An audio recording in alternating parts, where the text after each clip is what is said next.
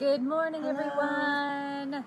We want to start out by wishing Bridget a very happy birthday coming up on Monday. Is her birthday. Are you going to Yay. share how old you are? I am. I will be 35. 35. That's a good And year. Nancy just brought me this yummy cupcake. Wait, Well, I took care of it. Let me just Oh.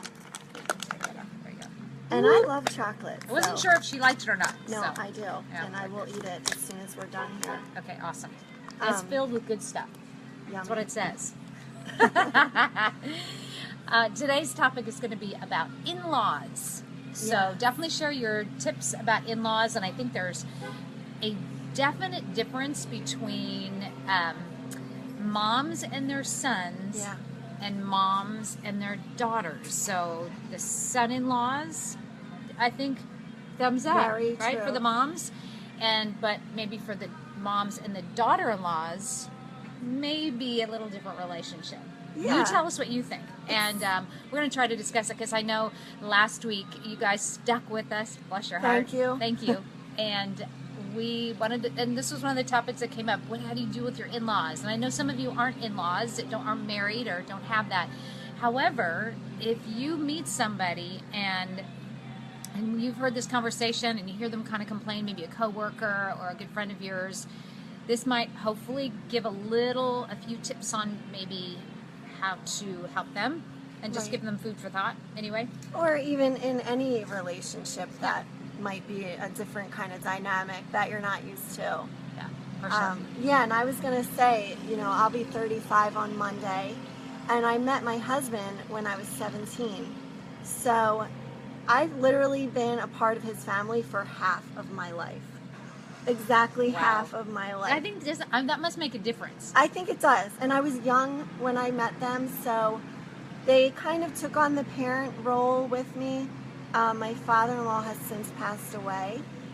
We were very close though, and I just loved him. And yeah, I get along great with my in-laws. Of course, we've had like our moments, but I think any family Yeah, does. but how do you get along with mom, the mother-in-law, your mother-in-law? We really have not had, to be honest, we haven't had many issues at all.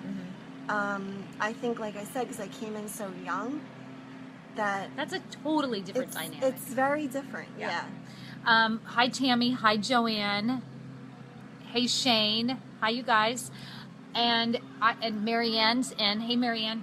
So I feel like I'm gonna go from my mom's perspective. So my mom there's 4 girls and 1 boy, and so the marriages of us with our spouses, no problem, because we are girls and we talk and she gives advice and we listen sometimes and sometimes we just don't. And then my brother's wife, right?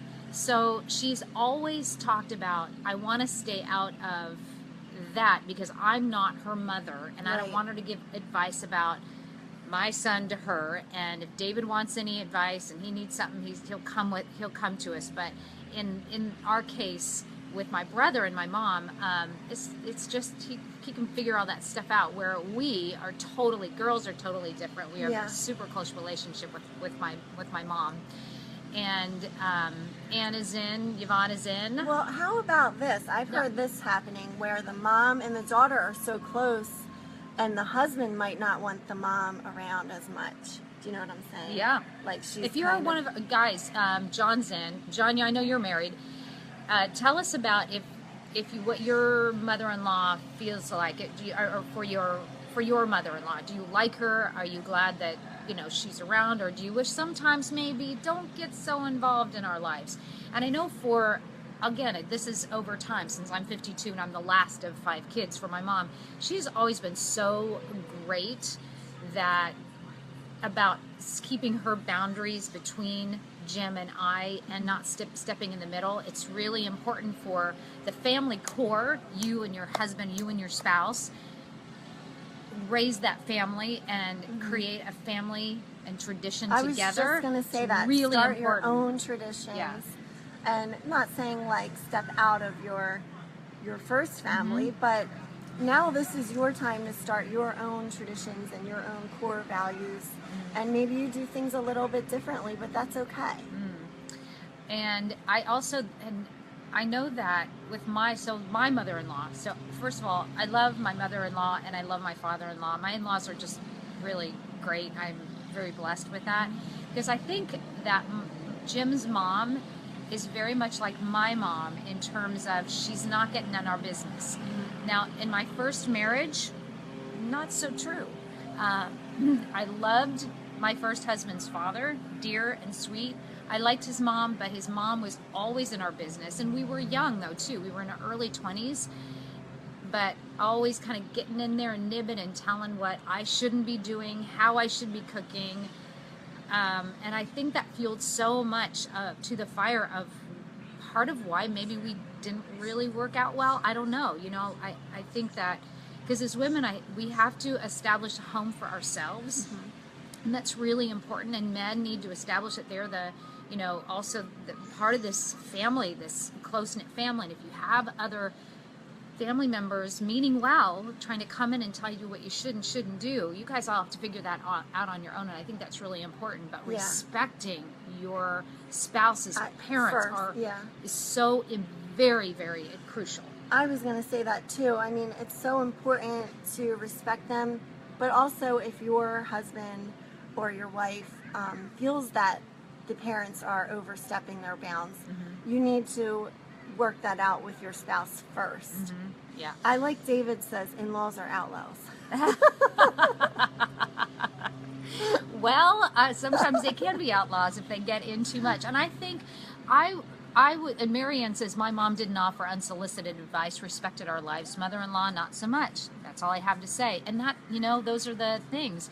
And I think for those of us, men or women, who have a problem with either a mother-in-law or father-in-law butting into your business, it's perfectly okay. The two of you need to make a stand as husband and wife, or wife and wife, or husband, however your family unit is, to be in that and just to decide we're going to be on this together. We respect, thank you, but thank you, and leave it go. Don't make a big whoop about it. Just say, oh, okay, thanks, and then you're going to brush that advice off.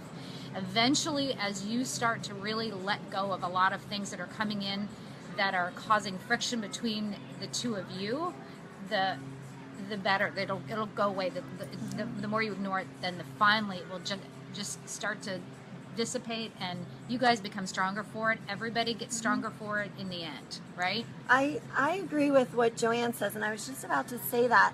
It's hard when your own children were your world and now they're married with families of their own. It's like letting go, and that's the thing I think with in-laws. They're so used to being such a huge part of their son or daughter's life, and then all of a sudden it's like, it's got to be hard. I could imagine my own girls getting married one day.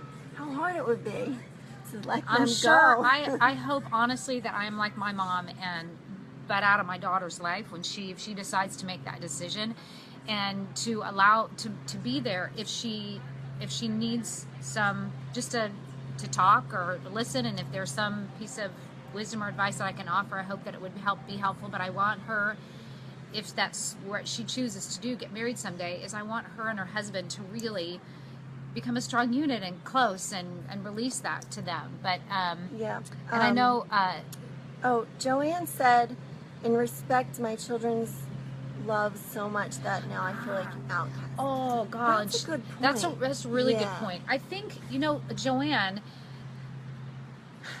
I think this is a really good space that it's really okay to talk to your daughter. And I would love it if my mom would say, if she felt like that, like an outcast somehow. And I bet if my mom was going to join in here, I hope if you're watching, join in on this.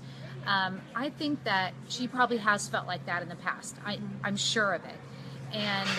But it's the cultivation of myself and my sisters that we've cultivated the relationship with our mom and how important she is to us. And so it's really okay. I believe that if you're feeling like that, you can talk to your daughter. I hope you feel comfortable enough to talk to your daughter in a non-accusatory way and just saying, hey, I miss you. I miss you.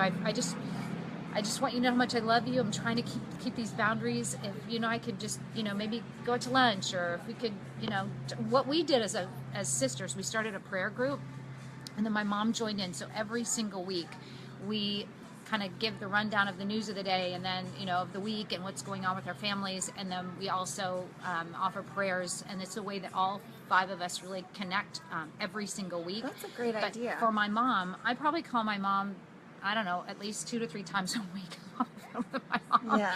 And just kind of keeping in touch, because I would hate for my mom ever to feel like an outcast. She so is not. And I hope that your daughter feels the same way about you as well. And Joanne has another good thing I was actually going to say is that's why you need to have a strong relationship with your spouse when you become an empty nester again. And that's why you have to put your own family traditions first, and your spouse's, you know, respect your spouse first. And we did that with, here's for any young couple that's watching, and you have the Christmas and the Thanksgivings and the Easters and all that, maybe you have to do a lot of traveling. Jim and I made a decision when Isabella turned 2 that we wanted to have a Christmas of our own, because it's 6 or 7 hours to get to my in-laws in Rhode Island. It's too far for us to travel if I'm not, you know, if I have like a day or 2 off, to Indiana where my folks are, and my sisters. And so we decided when she was 2, we were going to start the family Christmas tradition at home. And so we stayed home. And so now we have Christmas at our house. And anybody who wants to come on, you're more than welcome to do that. But we wanted to create some of those traditions on our own. So think about those also, not just for the day-to-day things, but what do you want your kids to remember when they're thinking back to their Christmas? Do you want them to remember, like, running around trying to please every family that you have? Or do you want them to remember with their parents at home?